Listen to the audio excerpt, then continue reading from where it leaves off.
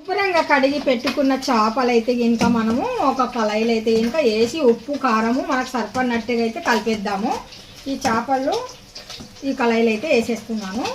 పులుసుకు సరిపోయినట్టుగా ఇక్కడ నేను సాల్ట్ అయితే యాడ్ చేస్తున్నాను. మనం సాల్ట్ కానీ లేదంటే కల్లుప్పు కానీ.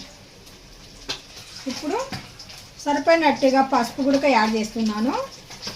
సరిపోయినట్టుగా ఇక్కడ టేస్ట్కి సరిపోయినట్టుగా కారం పొడి కూడా. మేము రాయలసీమ కదా, అందుకనేసి కారం పొడి అయితే ఇంకా ఎక్కువగా వేస్తున్నాను. ఎందుకంటే మేము కారం ఎక్కువగా తింటాం. ఇప్పుడు ఇక్కడ మనం ఫ్రై చేసిన ఫిష్ అయితే ఇంకా తీసేస్తున్నాము ఒక ప్లేట్లోకి. చూస్తున్నారు కదా, దగ్గరగా అయినాయి కదా, అందుకనేసి జస్ట్ ఇలాగైతే